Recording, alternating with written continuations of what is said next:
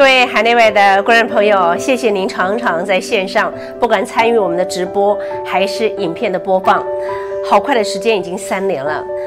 您记不记得我们频道创立的第一天？这是在3年前，2022年的7月9号的那一天。那个时候呢，摄影机是借来的，包括灯光都是好朋友突然之间提供给我们。当然呢，摄影师是临时的志工。很多的朋友提供了资源，协助我们完成了首播。这是在当时没有任何的资源，更是没有金主，只有一个简单的信念。在这个非常混乱而且有点分裂的年代当中，我们希望可以说真话，做深度，守住价值，做我所熟悉的事情。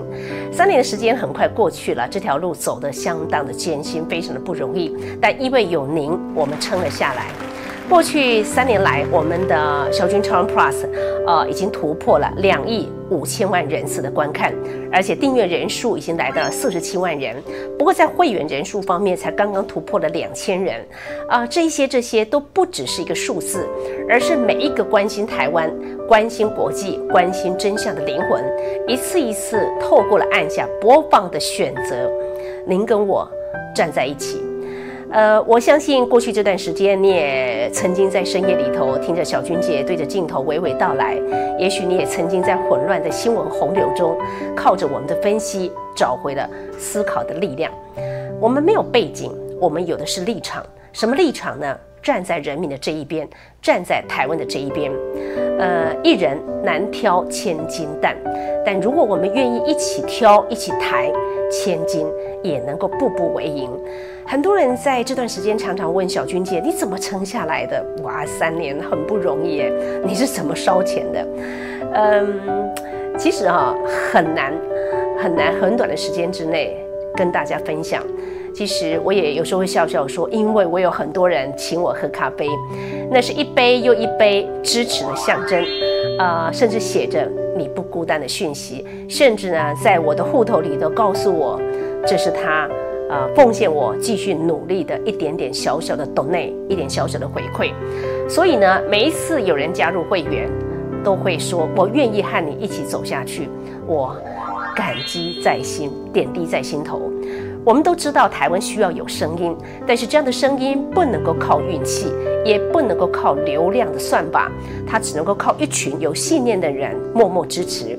所以在今天，小君姐再一次诚挚邀请您成为我们的频道会员，就像是一根根的竹签撑起了一座竹楼，就像是一滴滴的露水，它可以凝聚成改变的力量，不用很多，只要您愿意。事实上，我告诉您，累积比如说50杯的咖啡的价格，就能够让我们多录1集的节目，可以多诞生一篇深度报道，多陪台湾走一段更深远的路。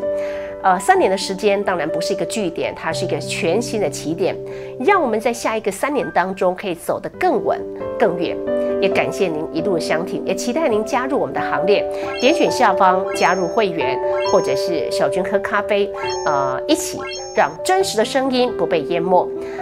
我相信您知道，我们的存在是因为您，而您也是让我们继续存在的关键性力量。有心就有力，我们永远不放弃。谢谢您。So good afternoon, ladies and gentlemen, distinguished guests. Welcome to panel 2 of the 9th凱達格蘭Forum. I'm Inkavat.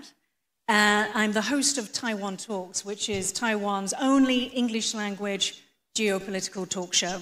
It is my great pleasure today to chair the discussion on countering hybrid warfare and strengthening whole of society defense resilience. Now, where we define hybrid warfare as a mix of conventional and unconventional warfare, or military and non-military warfare, and no doubt Kerry will talk in more detail about the definitions. Also, where unconventional covers tactics such as disinformation, cyber attacks, election interference, territorial salami, slicing, and so on. So we can say that the CCP has spent roughly 100 years slowly and patiently perfecting its hybrid warfare capabilities. It has had a single aim, avenging its humiliation, its century of humiliation carried out by Western powers by becoming the preeminent global superpower. And then there is the defeat and absorption of Taiwan. And so for Taiwan and the United States and others, the China threat hasn't just been military for many decades, but also in that space between war and peace. And the more China has advanced its military and economic power, the closer that goal appears, and therefore the faster its hybrid warfare campaign has intensified. But China is not only targeting the US and Taiwan. The Philippines is increasingly targeted in the South China Sea, or West Philippine Sea, in cyber attacks and social media. Japan and South Korea increasingly targeted in the East China Sea and West Sea in cyber attacks and social media. India continues to be targeted in the Himalayas and Indian Ocean region, and Australia also in the seas around its country, as well as in cyber attacks and social media. So those are just a few examples. The question is how we recognize hybrid and gray zone warfare in all its forms, and when we decide to take action against it. In what ways can we defend against it and crucially deter this threat, and whether we can come together collectively to do that, as European countries and NATO have tried to do against the Russian hybrid warfare to build greater resilience in this region.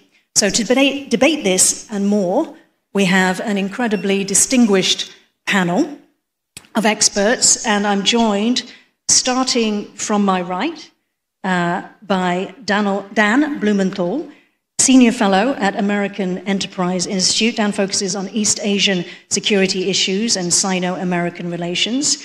He served in and advised the US government on China issues for more than a decade, and this includes being Senior Director for China, Taiwan, and Mongolia at the US Department of Defense in 2002 to 2004. Next to Dan is Elizabeth Braw, Senior Fellow at the Transatlantic Security Initiative in the Stowcroft Center for Strategy and Security of the Atlantic Council. Welcome. Elizabeth is one of the world's leading experts on gray zone and hybrid threats. Next is Christian Brugger, Professor of International Relations, University of Copenhagen in Denmark. Welcome.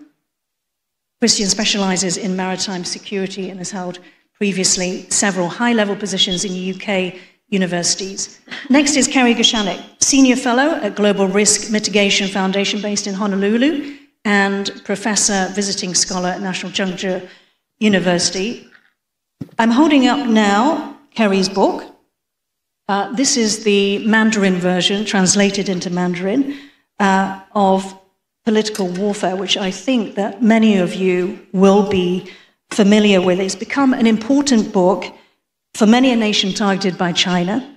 It was referred to by our president, Lai Ching-te, in March as a foundation for our president's 17 strategies for combating China's infiltration and subversion of Taiwan. Kerry has also advised the US Congress and NATO on China's threat and has extensive experience in naval special warfare, intelligence, counterintelligence, and international relations. And last but certainly not least is Yujie Li, Senior Advisor at the National Security Council of the ROC Taiwan. Mr. Li has advised the Taiwan government for decades on the emerging threats of technology as well as the solutions and opportunities that they present. In terms of the format for this panel, our guests will speak in the order that they're sat to my right, and each will speak for about 8 to 10 minutes, after which I'll open up the floor to questions. So without further ado, Dan, over to you.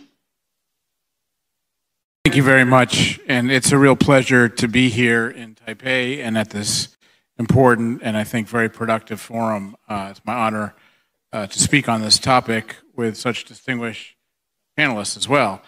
And I think your initial introduction framed things exactly right, which is political warfare, hybrid warfare, however you want to call it, this combination of subversion, coercion, gray zone, conventional kinetic force, and so on, is not just incidental to Chinese Communist Party strategy, it is how the Chinese Communist Party in fact came to power. it's its birthright. It's in its DNA. Subverting, infiltrating, using political warfare alongside conventional tactics against a well-established government, again, is in some ways the history of the Chinese Civil War. So it's essential, point one, it's essential to Chinese strategy and how it thinks about its grand strategy of undermining the U.S. alliance system and of course Taiwan here in the Indo-Pacific. And I think everyone here in Taiwan knows that. You know, you face it every day. Disinformation campaigns alongside intimidation tactics by the Chinese Air Force, by the maritime militia, and the combination, I think critically, the combination of both the use of low-intensity kinetic force in conjunction with information and disinformation campaigns.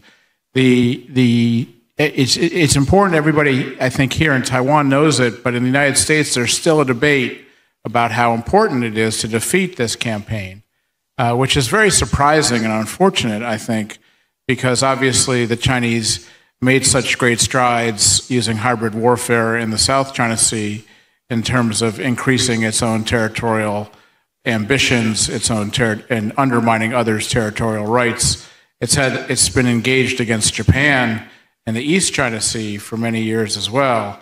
Japan's held fast and held strongly in terms of its own territorial rights. But there's a debate in Washington about how important it is to defeat this campaign, and I would argue it's the ongoing campaign. It must be defeated. China may decide to intensify its current hybrid warfare campaign and launch a full-scale war against Taiwan, but it may decide that it's not necessary to do so and continue to try to cow the Taiwan public and the Taiwan political system. So that goes to point number two. Point number two is the center of gravity of these hybrid warfare campaigns, particularly across the strait, is politics in Taiwan. Now, it's very important for the Chinese Communist Party to also shape politics in Washington and in allied capitals, but the center of gravity for Chinese strategic planners is how do we make it so Taiwan politics is more amenable to our national goals? How do we intimidate Taiwan? How do we make certain parties in Taiwan, the DPP in particular, unacceptable to the Taiwan populace? And how do we get some kind of political resolution after changing Taiwan's politics through hybrid warfare campaigns? The center of gravity is Taiwan politics.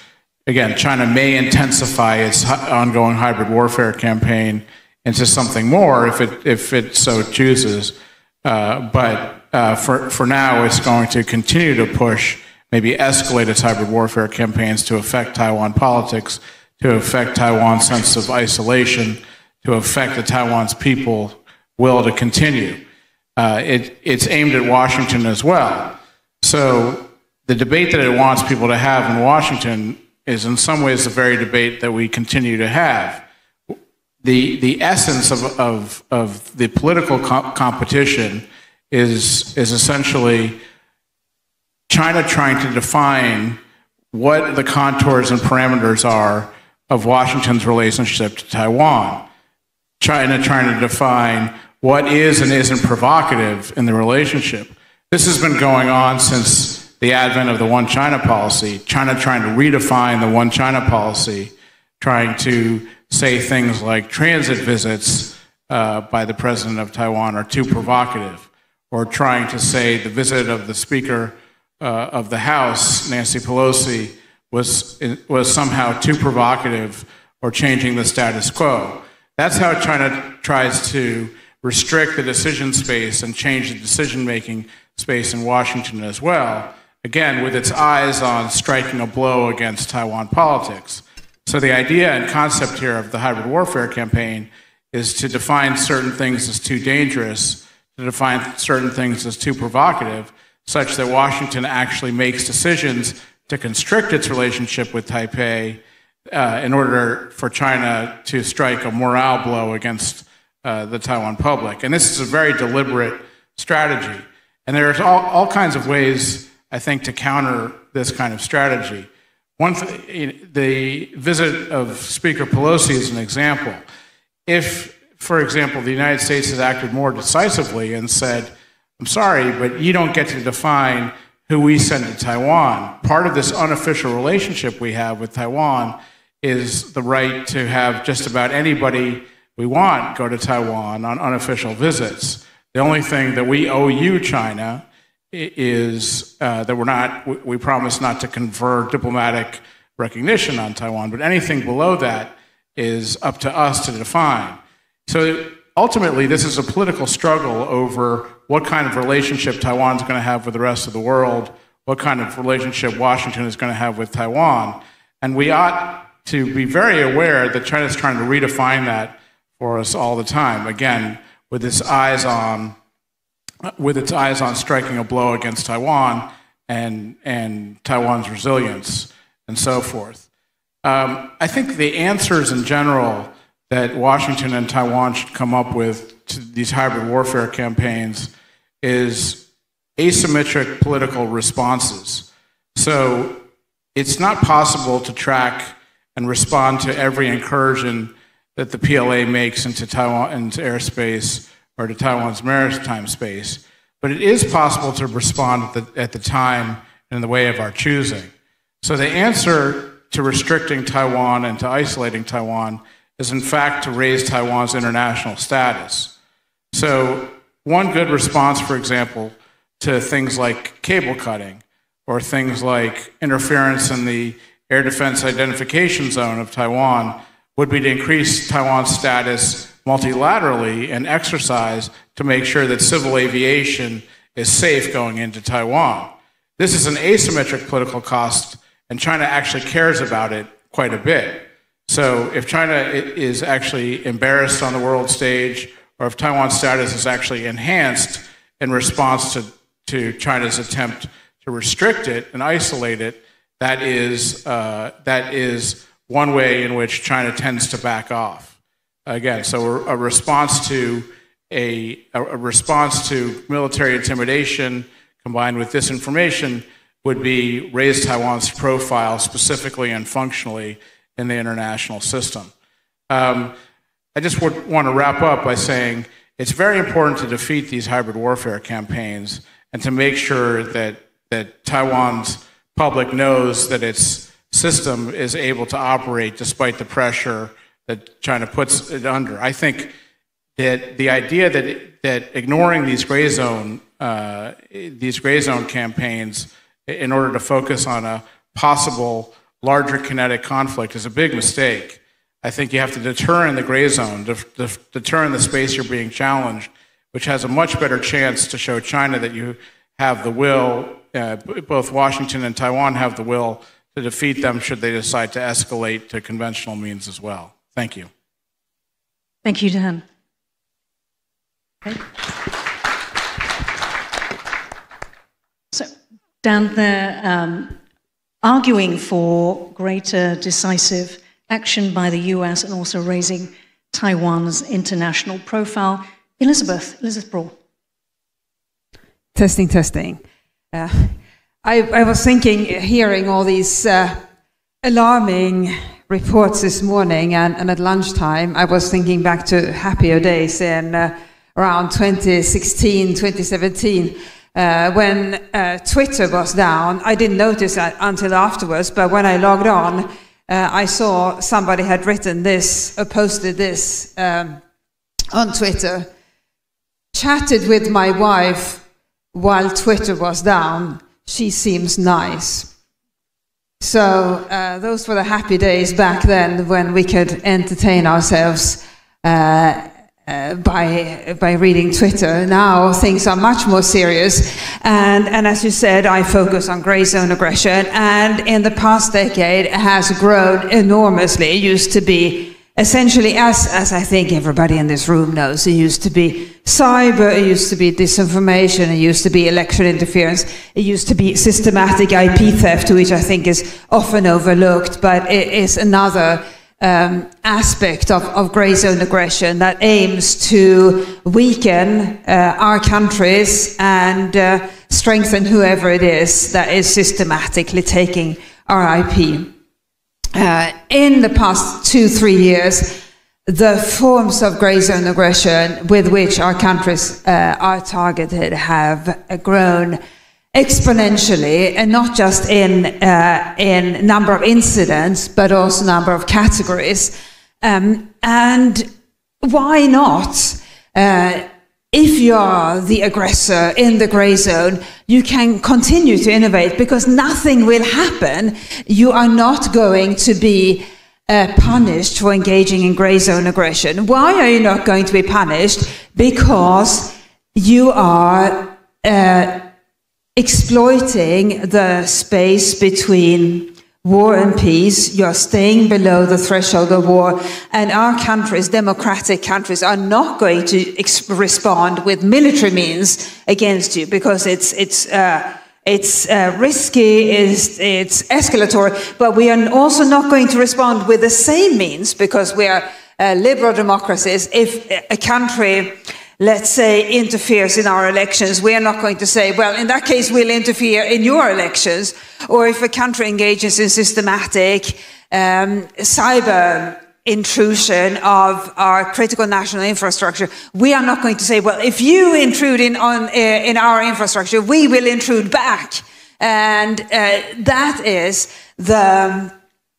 one of the fundamental weaknesses of a liberal democracy. So there are two challenges with grey zone aggression. The first is that it's difficult to detect. How do we know when something is happening in our societies that may be grey zone aggression? Because many of these forms of aggression may exist in low intensity levels in our countries anyway. We have cyber attacks. We have people who spread untruths. We have election malfunctions within our electoral processes. How do we know when something is systematic and when the instigator behind it is a hostile state? We may not know until it reaches a very high level of intensity, and by then it may be too late. So that's why I think of grey zone aggression as the defender's dilemma.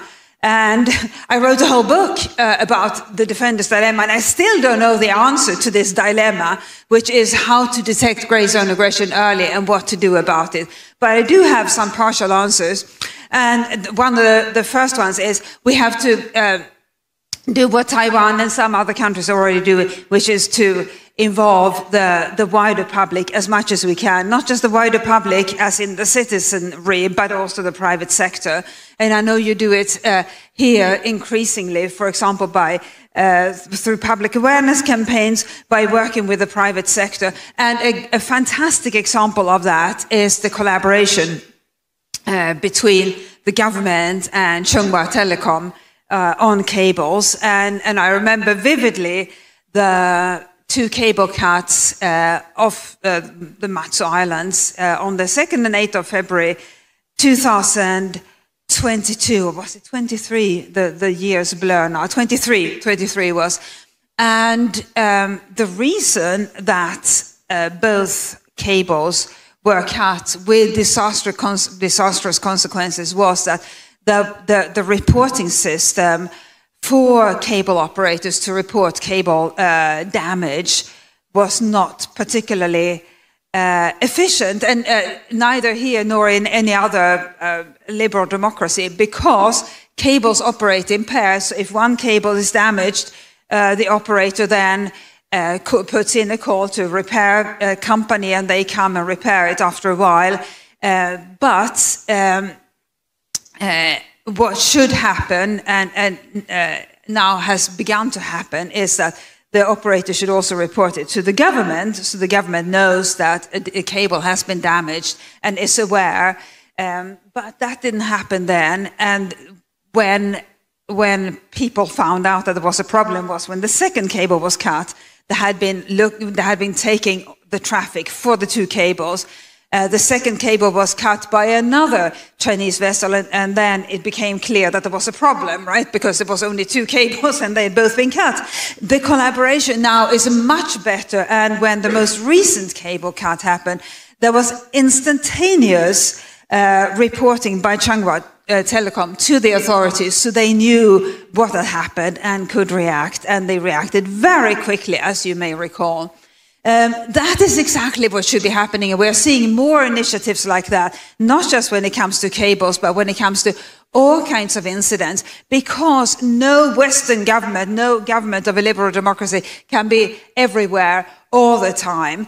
It needs the help of the public and the private sector, first in detecting things that don't look right, and we are the best judges of what doesn't look right, and then when it comes to building resilience, the private sector is a fantastic partner, and I know there is a lot of work happening beyond the telecom sector here in Taiwan to build redundancy. And by the way, I think that can be a competitive advantage for the companies that do engage in it, because if you have redundancy, then your company is going to be able to keep operating even if something happens, whereas your competitor, without redundancy, they will have a big problem if there is some sort of gray zone attack or other damaged, hostile state instigated damage to your company. And by the way, also damage caused by Mother Nature, which is something to be concerned about now that climate change is increasing.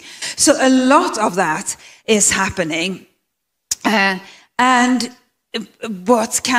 where we can do even more is to actively invite the public to be part of this, and not just educate them about threats, but invite them to report if they see anything unusual. In countries that have a long history of terrorism, such as the UK, that has been part of the public, the social contract for years, that if you see something that doesn't look right, report it to the authorities. And I'm not trying to put a positive spin on this, but now that the threats are what they are and are likely to increase, this is an opportunity to bring the country closer together, because nobody wants the sort of harm that we get from grey zone aggression.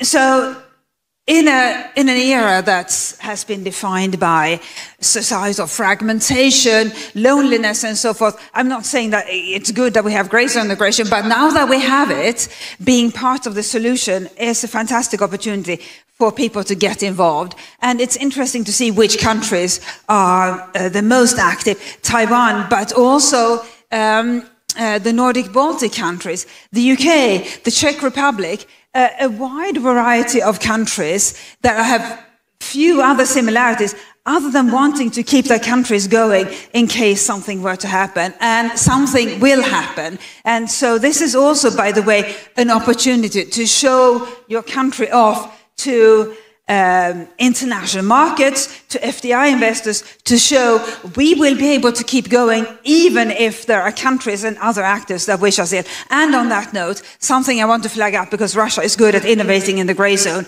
something to be acutely aware of is a new fast-growing trend of hostile states recruiting essentially grey zone gig workers on apps who commit one act of grey zone aggression, be it arson, be it carrying placing a parcel bomb somewhere on behalf of the hostile country. They take a picture of whatever they've done, send it to the agent who commissioned them, they get paid, and then they fade back into obscurity. That's another reason for all of us to keep our eyes open and be part of that solution. Over.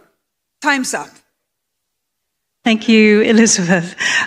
It's okay if we go a bit over 10 minutes. I heard Elizabeth speeding up there at the end. So Elizabeth spoke about, at the end there, very interesting development, gig workers. This increases the plausible deniability of these states. Also, because there's been no cost against the hybrid warfare, essentially we've seen a proliferation, innovation, also the limitations of our liberal democracies, and finally, how this is actually an opportunity for unity, so that coming together that we mentioned. Christian, Over to you. Thank you so much. First of all, a big thank you to the Prospect Foundation and the Ministry of Foreign Affairs for the hospitality and convening this important forum. I'd like to bring us towards maritime security and also the question of how gray zone/warfare strategies actually have an impact on maritime security more broadly. And I'm going to draw on two pieces of research. One is our book, Understanding Maritime Security, came out last year. And the other one, a big assessment that we have done together with the United Nations Institute for Disarmament Research. And this was an attempt to do a forward-looking identification of what threats need early action within the United Nations system, but also outside of it.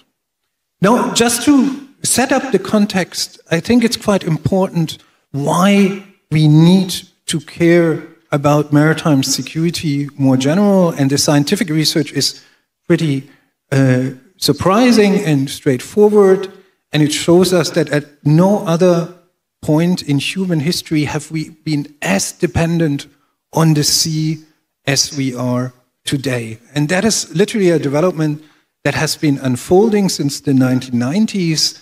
Some have called it the blue acceleration. Others talk about the industrialization of the sea. And that basically means that 80% of global trade comes by the sea, 60% of energy, in some cases such as Taiwan, these figures are even higher, and 95% of transcontinental internet data transfers come by the sea. When we're talking about maritime security, then we're talking about the vulnerabilities that come from these numbers. Our accelerative use of the sea means that we need to pay attention to maritime security, not only regionally and nationally, but globally. Remember the Evergreen accident in the Suez Canal a couple of years back. One single ship in a strategic location caused a global loss event, and economists have estimated that in the range of 8 to 10 billion. Now there's also some good news. In May this year, the United Nations Security Council actually held a high-level debate on maritime security. And what you could see at this debate is actually a remarkable global consensus that maritime security, in particular maritime crimes, need more attention, more capacity building, clearer norms. But there was also quite an impressive call for peaceful resolution of boundary disputes that we could see in the Council. Now, in that debate, in many ways, member states were looking at what can be called an established maritime security agenda. They were hardly talking about what can be called the gray zone or the hybrid sphere. So in many ways, the UN Security Council was operating or discussing maritime security in a way as if the binaries and distinctions that structure much of the global institutions between war and peace, between civil and military, but also between state and non-state actors would still hold. And this is exactly the key challenge that we are facing when we're talking about hybrid and gray zone warfare. These binaries are deliberately blurred. Now, I think when we're talking about gray zone/hybrid warfare at sea, it is actually quite important that we are clear in our vocabulary, and I think it's of essence to distinguish between two different types of actions. The first is strategic intimidation or acts of provocation, where the purpose of these actions is not to cause physical damage, but to achieve other strategic objectives, for instance, creating uncertainty and pressure. The second type is direct confrontation, and only then it makes actually sense to talk about warfare rather than strategies and tactics. And here we're talking about acts where the intention is to cause immediate damage on an adversary. It's quite an important distinction, not the least in legal terms. Now, if we are looking to European waters as an example, we can see a lot of strategic intimidation. They're mainly pointing towards Russia, and that includes maritime espionage disguised as scientific research. Some people have seen the documentary on the Russian vessel Yanta. Cable cutting incidents or mysterious accidents, let's call them like that were just referred to. The purpose of these kind of acts is to install vulnerability and uncertainty in European populations, but also keeping the pressure on defense forces to operate under extremely high costs. If you look into the response to grey zone attacks in European waters, the price tag has been quite substantial for that. Now, luckily, a lot of things have been happening by the European Union and NATO, in particular with regards to the Baltic Sea. And in many ways, as someone who has been following this over the long term, the response is quite impressive in terms of improved maritime domain awareness, in terms of rapid regional coordination over law enforcement, and then developing legal framework where that's still a little bit sketchy. The escalatory risks, as we've seen in April this year with an incident with the Estonian Navy, are substantial. In that case, Russia actually responded with sending fighter planes. If we're talking about direct confrontation, I think then we need to start talking a little bit about how Ukraine's defense tactics actually use grey zone warfare, and to the evolution that we are seeing there. And here we're not only talking about drone warfare and cyber attacks, we're also using the new ways of strategically using sea mines. And that is in many ways a little bit worrying, because while I think that obviously the Ukrainian forces have a valid cause, the way that they tend to undermine global legal norms is slightly worrying. And this includes also the way in which they are deliberately taking environmental risks. Now, quite obviously, this is not only happening in China, in Europe, but also in the broader Western Indian Ocean. Now, let me use my last 2 minutes for briefly pointing out to what that means in strategic terms, hoping that some of this can be picked up in the Q&A later on. First, I think we need strength in maritime domain awareness, and we need maritime domain awareness that does not only look at the surface, but looks down underwater, but equally looks up in terms of vulnerabilities linked to satellites. Secondly, critical maritime infrastructure is now absolutely vital, and if Taiwan wants to untap the enormous offshore wind energy potential that it has, it is really, really important to develop an enhanced critical maritime infrastructure protection strategy, not only for the country itself, but for the wider region, together with Philippines, together with Korea, together with Japan and the Pacific Island region. Third, I think it's vital that we talk more about environmental security. At sea, many of these grey zone tactics actually exploit environmental vulnerabilities. And let's not forget, a single shipping accident or a deliberate oil spill can have major environmental impacts and undermine conservation efforts from decades. Finally, I think we should also quite urgently engage in the question of how the future norms of warfare at sea, but also the future peacetime norms should look like. And this is basically why we do need a United Nations process, whether that is within the UN Security Council. The next meeting on maritime security is next Monday, but also in institutions such as the International Telecommunication Union, where we are having a broader discussion on how subsea data cables, for instance, can be better protected. I leave it here, and thank you so much for your attention, and look forward to the discussion later on. Thank you. Thank you, Christian. So Christian there mentioned how these actors attack our vulnerability and create uncertainty. He also talked about us being never more dependent on the sea as we are today. It's called the blue acceleration. Over to you, Kerry.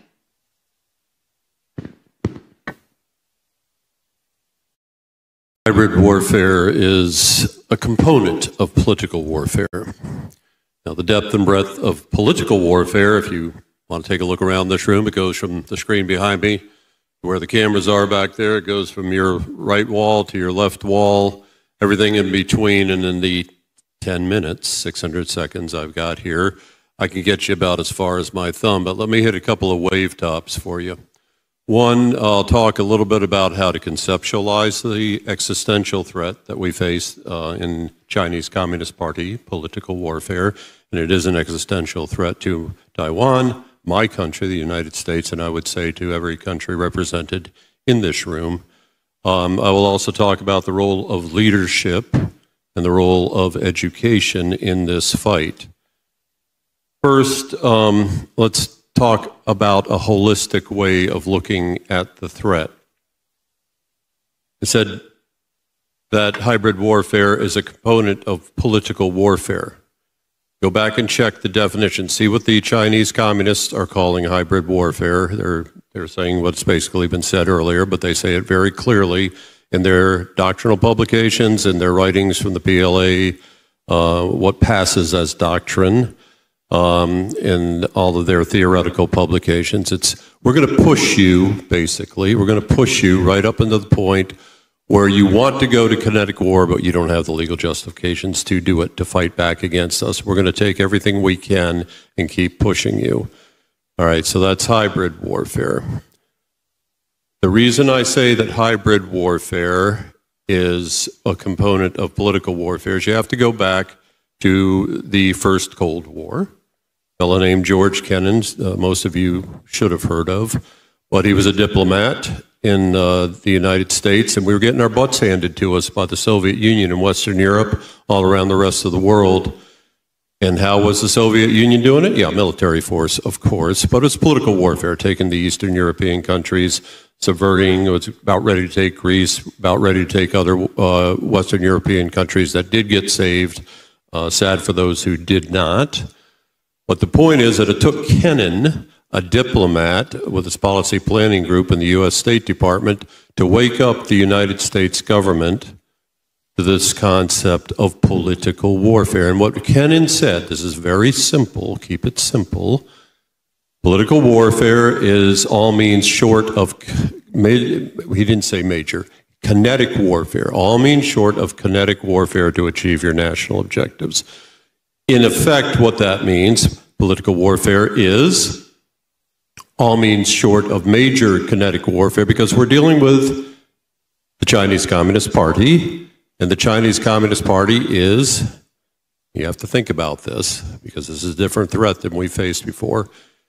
It is an expansionist, militarily, economically, and technologically immensely powerful nation, brutally repressive, genocidal, in fact, totalitarian regime. All right, they're not going to quit. You have to make them stop. They are on the attack, and they know that they can corrode us. They can wear us down. How do they do that? Political warfare. They corrode us. They divide, they demoralize, and to use their terminology, they disintegrate us. That's what they're trying to do to annex Taiwan. But they're also doing it in my country. And they have a wide range. The reason I'm saying think the size of this room. All this terminology that we use to define what they're doing to us. We're screwing ourselves into the ground. We're setting ourselves up for defeat through terminology alone. We're paralyzing ourselves. We have disinformation. We have propaganda. We have misinformation. We have strategic psychological operations. We have media warfare, public opinion warfare. We have legal warfare, lawfare. And then we have United Front operations. And we're playing whack-a-mole. And that doesn't even get to those of you who've read the book Unrestricted Warfare. There is an unlimited number of other warfares, tourism warfare, economic warfare, which you're familiar with, but all these other warfares that the CCP is eager to use against us and is using against us. Drug warfare on my country. We got 100,000 dead Americans on the streets of the United States every year, military age mostly. And what's it coming from? Fentanyl. Where's fentanyl coming from? We already had a distinguished guest speaker earlier talk about the fentanyl coming in.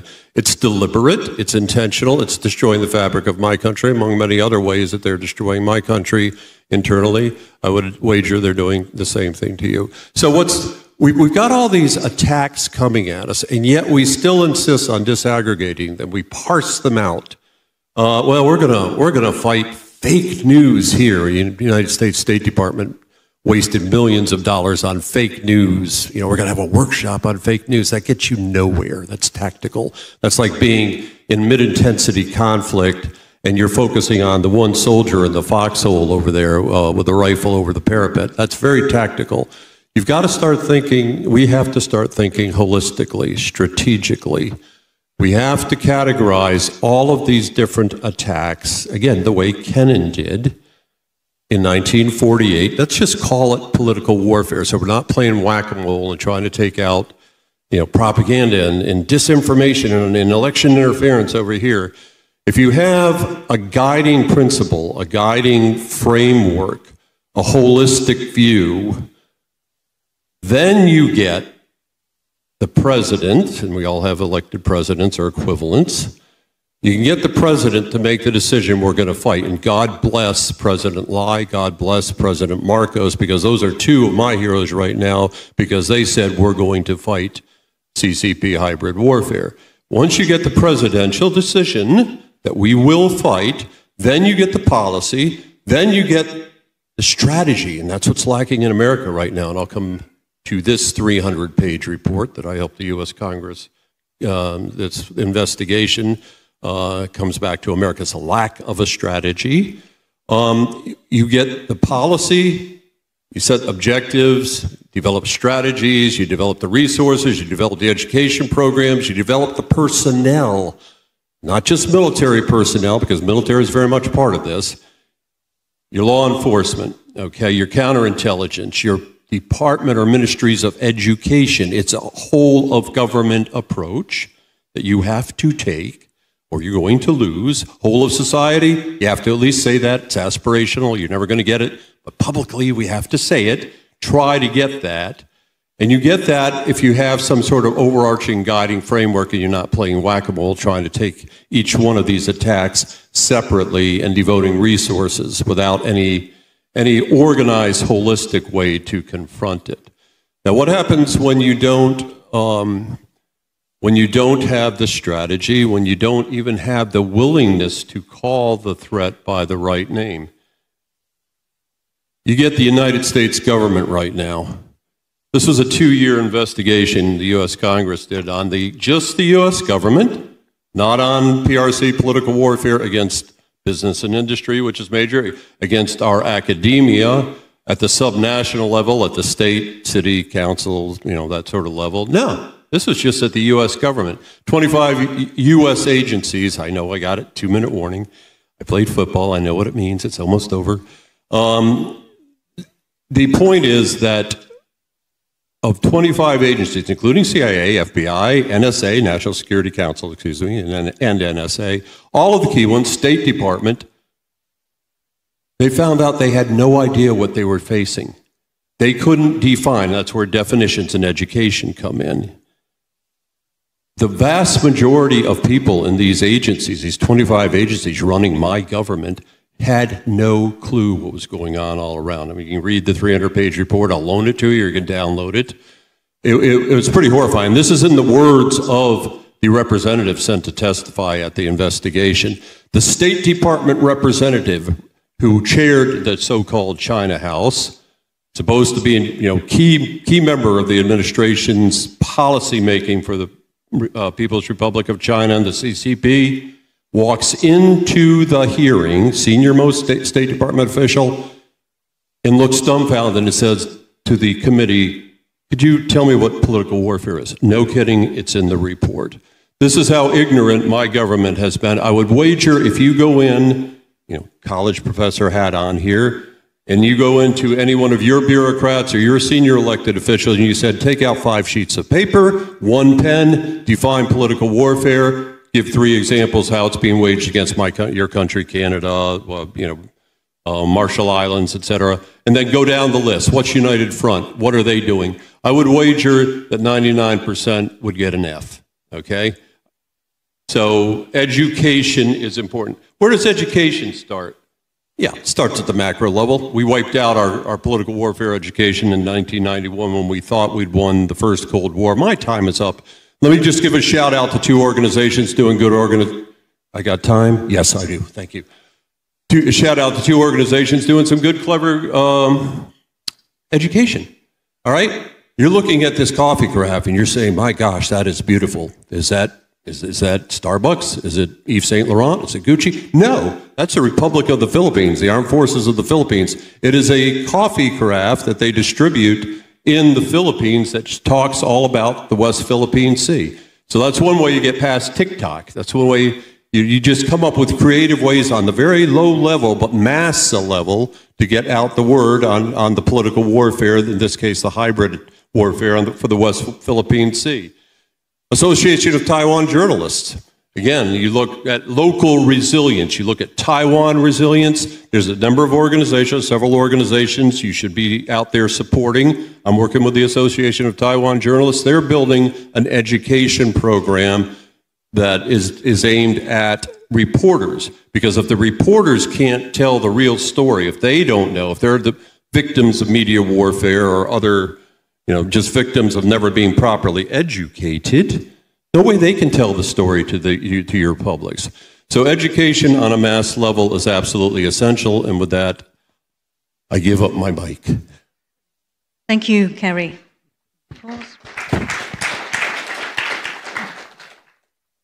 So, Kerry, they're telling us about the holisticness of the CCP's political warfare, and therefore the approach that we must take must also be holistic to combat what China's goal is, which is to disintegrate its enemies, as well as expressing disappointment in the US's approach to it.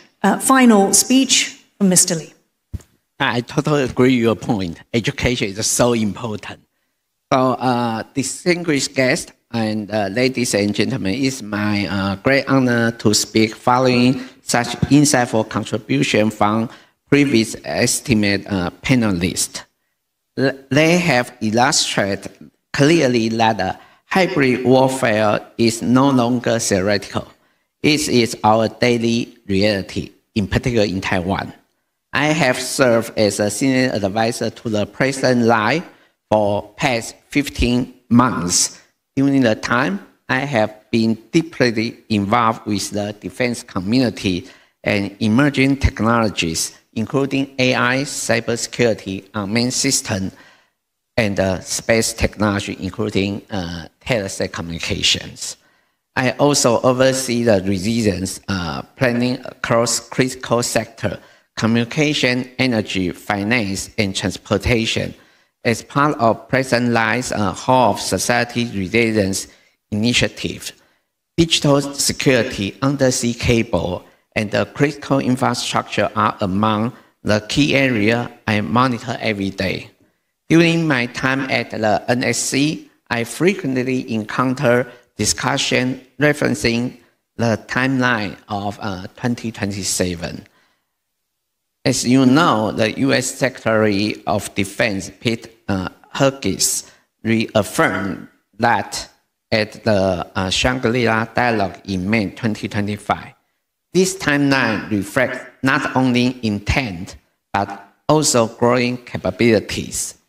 Taiwan's strategy is to deter conflict, and our response to to hybrid warfare, whether in 2027 or sooner, must be open, innovative, and rooted in whole of society defense. Taiwan is among the most targeted society in cyberspace. In response, we have launched the National Cybersecurity 2025. We named Cybersecurity is National Security. In this strategy, we have 4 key pillars of cybersecurity, including the whole of society defense resilience. It's not only the traditional cybersecurity, it's including the hybrid warfare as well. And the second pillar is about the critical infrastructure. And we do believe that when the critical infrastructure under the massive cyber attack, that's a very clear signal for the Chinese invasion. So we pay a lot of attention on the critical infrastructure security. The third pillar is about the supply chain securities. And actually that's inspired by the US DOD. They have a CMMC. We are not, the government have to purchase a lot of hardware, software, even the service from the vendor, from the private sector. Even the product is secure enough, but if the vendor security level is not match the standard, it will create a vulnerability to the entire government. So the third pillar, we will focus on the vendor, we care about the supply chain securities. The fourth one is about the emerging technology, namely that's artificial intelligence. We do believe that the AI can help cybersecurity industry, but when you rely on AI system more, you create more vulnerabilities. AI itself might be the big threat of the cybersecurities. Actually, in order to improve our critical infrastructure security, we have an organization called the National Institute of Cybersecurity. We formed a team called the OT exercise that's focused on the OT technology cybersecurities. And when we talk about cybersecurity, we have prioritized, including the power grid, energy supply, transportation network, financial system. Right now it's under constant threat. We have to build up the collaboration platform with others. This engagement has yet significant progress in strengthening our collective cybersecurity protection. We believe that enhanced intelligence sharing and malware forensics can help trace attack footprint and increase the transparencies. Ultimately will reduce their violence and the impact. You probably already see the Netflix series called 0 Day. That's a wide-scale cyber attack on critical infrastructure. That's offering a valuable lesson to decision maker and policy maker in the real world. China's recent wave of cyber attack, whether known as a Seoul Typhoon, Vol Typhoon, or others targeting US, UK, Australia, and Japan, are designed to enable rapid, destructive cyber operation against critical infrastructure. We believe this attack was deliberate experiment conducted by China, intended to test the ability to paralyze critical infrastructure during a potential Taiwan Strait conflict, thereby delaying or obstructing timely international assistance to Taiwan. Taiwan operates 14 international and 10 domestic undersea cable, and which are vital for internet connectivities and nationwide communication. In 2025 alone, we record at least 4 disruptions. This underscores the urgent need to enhance the communication resilience to ensure Taiwan remained connected to the rest of the world. redundancies and decentralized are two fundamental principles of resilience. In response, we are pursuing a diversified approach that's including expanding undersea cable routes and landing station, incorporating microwave transmission system, and integrating satellite communication as contingency option to ensure the connectivity. In the aftermath of the war in Ukraine, Taiwan amended its legislation to allow data backup to be stored outside of Taiwan. This legal revision provides the foundation of Taiwan to establish hyperscale cloud infrastructure. In collaboration with trusted private sector partners, simultaneously we continue to tackle energy resilience challenge in parallel, strengthen our ability to manage and recover from disruption across both digital and physical domain. The warfare is evolving with technology advancement, and our defense strategy must evolve accordingly. I have to say that the war in Ukraine has promoted Taiwan to examine the reality of a conflict and check our level of readiness. We have come to understand strategic value of asymmetries, leading to greater investment in smart technologies such as a drone and the unmanned system. We are integrating artificial intelligence and advancing sensor vision, data vision, that kind of things. We also recognize importances of decentralization, commander, and granting greater autonomies to units on the ground. Lesson we draw directly from Ukrainian battlefield experience. When Taiwan had its first ever presidential election in 1996, after 37 years of martial law and one-party rule, we finally, for the first time, could vote and elect our own leader. China responds with missile test and military drill. China has been doing this repeatedly over the year and unfortunately intensified recently. This reminds us that we cannot take the point, which is this is a competition over who gets to define Taiwan's status. This is a competition over what kind of relationship the United States is going to have with Taiwan. This is a competition over what kind of status Taiwan is going to have. And it's all meant in the context of political warfare to strike a blow against the Taiwan population. For China to sit back and say, haha, our threats worked, and these people, the United States, are never going to come to your defense if they can't even send their speaker next time around because they caved into our threats. And we have to be very well aware that that's the game that's going on. That's the main game that's going on. The military threats and the kinetic threats and the possibility of escalating to kinetic is accompanying the primary political foundation of this competition, which is to redefine politics on Taiwan. In terms of the future, look, the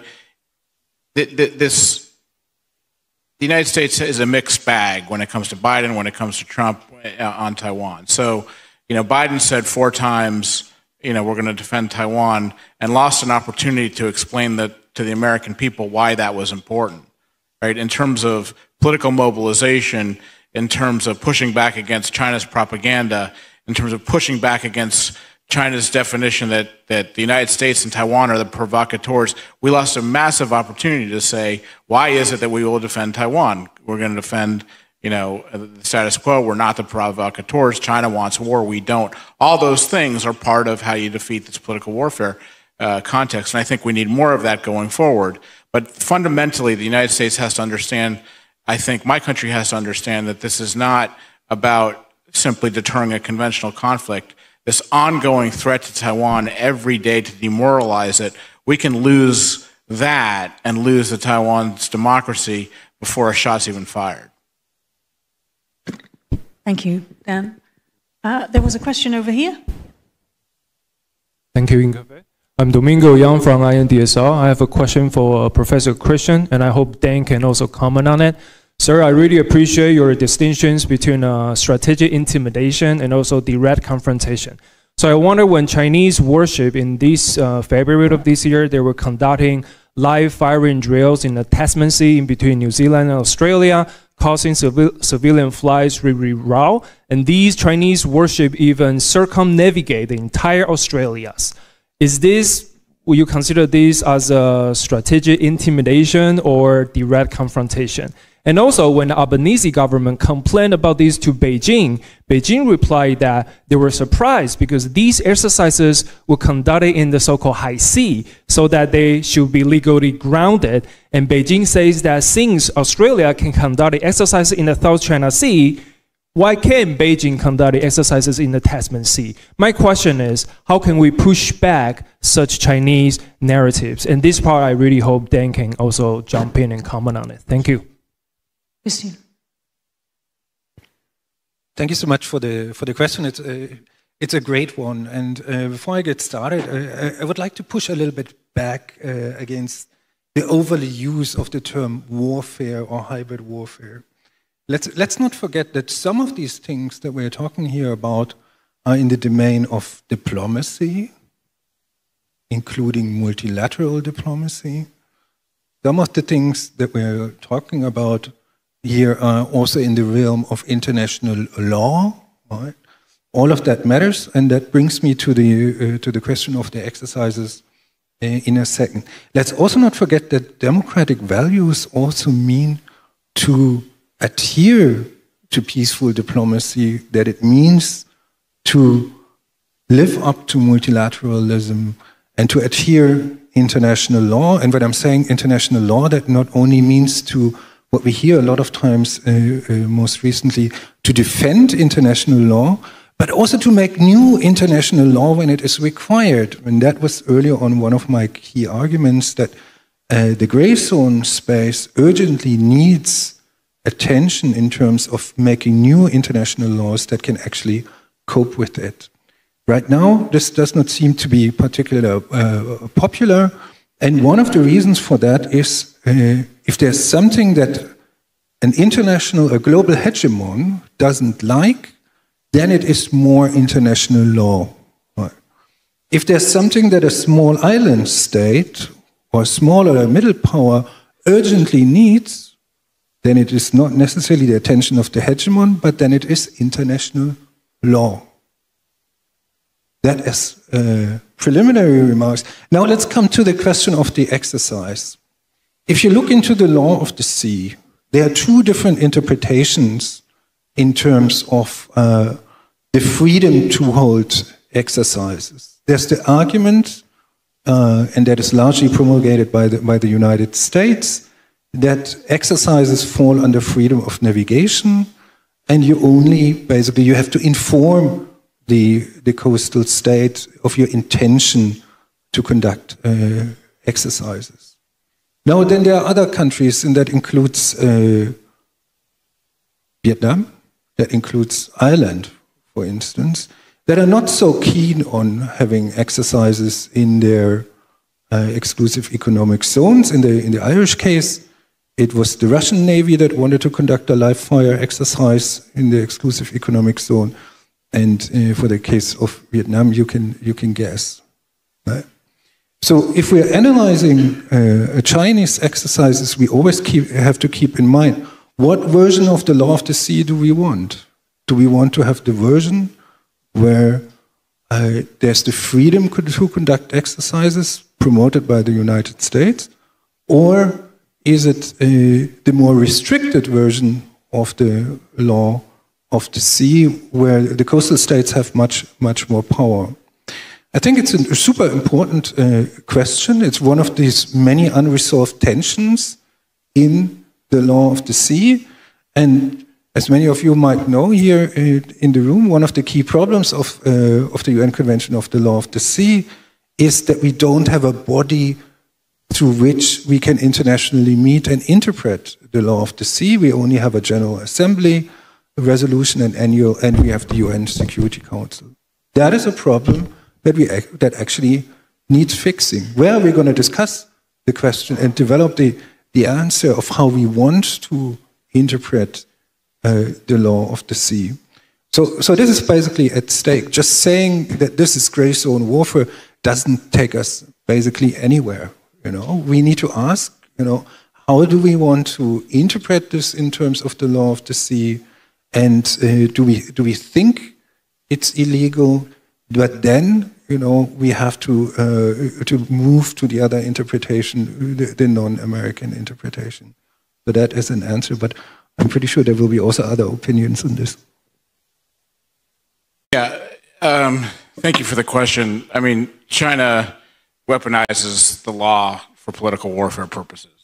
No other way to put it. I mean, I've worked at the Department of Defense when the United States was lawfully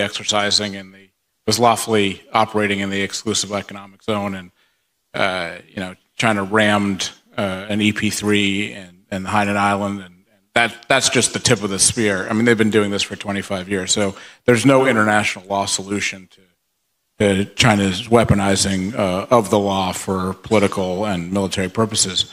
On the Tasman Sea, the Chinese just aren't telling the truth. The idea that this is somehow tied to provocations in the South China Sea, where the Australians are lawfully operating freedom of navigation, is just simply not true. That the Chinese were caught or wanted to be caught recently in their operations around Australia, but they've been operating around Australia for years now. The Australians have been one of the reasons the Australians got so mobilized is not just the internal political influence campaign they found, but the fact that the PLA is operating more and more around Oceania, for military and political purposes. So it's being highlighted, and the Chinese are making another specious argument so that the West can wrap itself around in circles about who's acting lawfully and who's not acting lawfully. But the fact of the matter is the PLA wants to act unlawfully inside and around Oceania in order to control the second island chain. Yes, one thing regarding the exercise you mentioned in Irish waters.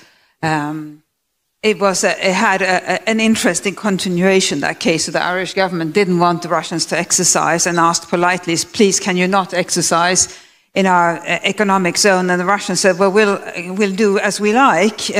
We are not in the business of adhering to your polite requests or polite pleas. So then, I guess some people in the room may remember what happened, but it's such a good story to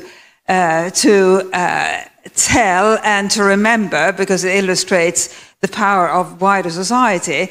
So Irish fishermen who fish in these waters, when they heard there was going to be an exercise, that obviously meant that they would not be able to fish that. They would lose significant income. So they said, we will not put up with the Russian exercise in our fishing waters. And they said, we're going to sail out and sail 24 hours a day. So essentially preventing the Russians from conducting their exercise. And that's precisely what happened. The Russians had to head home, exercise uncompleted, not even initiated. And to me, that illustrated the power of wider society in coming up with solutions. But there is, as you say, Christian, a drawback to that, which is that if our navies were to want to exercise in another country's exclusive economic zone, and that country said, no, we don't want you to exercise there, and then their fishermen may sail out on their behalf and say, well, we are going to fish here, and that will prevent you from conducting your exercise. So there is always that side to consider if we try to be innovative. We, our governments, or indeed parts of our societies, try to be innovative in applying UNCLOS. And that is actually a fascinating insight, because, of course, China regularly uses maritime militia. So it's a kind of mirroring of a response, isn't it? Although for them, obviously, it's got a different flavor to it. Well, we unfortunately have to wrap it up there. I'd like us all to give a round of applause to our panelists.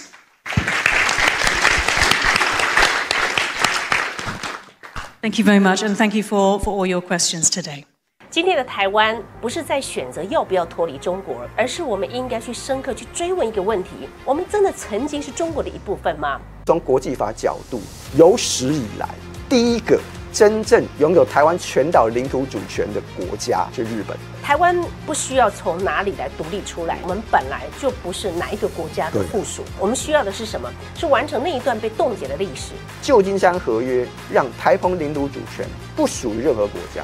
中日合约是确定了这一件事情。开罗宣言跟波茨坦公告里头似乎也被错误解读。开罗宣言它是一个宣言，类似 MOU 嘛，不具有法律效力，的确是。弄给人骗了。马英九经常就用开罗宣言说，依据开罗宣言，台湾是他的，那中国的。弄得很骗。国际法早就已经为我们留下一条通往尊严的道路，让台湾的人民真正做一次选择，为台湾写下未来的名字。各位海内外的观众朋友，大家好。您还记得小军台湾 Plus 在3年前创立的第一天吗？当时没有任何的资源，我自掏腰包，筚路蓝缕走过来，一心只想守住这个信念——台湾价值。过去3年来，一路走来，跌跌撞撞，非常的不容易。不过因为有您，我撑了下来。我们的观看次数已经达到了2亿5千万。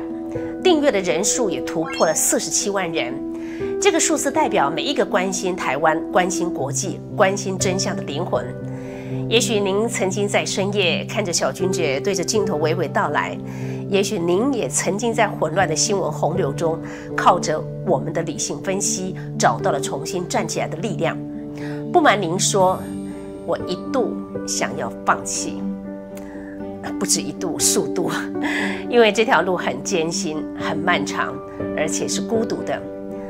一人难挑千金担，捉襟见肘会有的，因为没有政党澳元，没有政府资源，你一定很难想象。3年来就是这样子势单力薄，一路苦撑，只差没有倾家荡产。当然，很多人会问啊，那小君姐你是怎么撑下来的？其实我的逻辑，我的哲学很简单，省一点，我们牙关一咬就过去了。所以每一次看到有人加入付费会员，我都会安慰自己，还是有人愿意跟你一起走下去的。小君姐诚挚邀请您成为我们频道的付费会员，帮我们一起守住这个频道，不用很多。只要您愿意，不管是100元，请小君姐每个月喝一杯咖啡，或者是3000元，一样，小君姐都充满了感激。在台湾迈向民主的道路上，你我一起为子孙留下足迹。感谢您一路的相挺，也期待您加入我们的行列，点选加入会员，让真实的声音不被淹没。我们是为了您而存在的频道，你们也是让我继续存在的最大的支撑力道。有心就有力，我们永不放弃。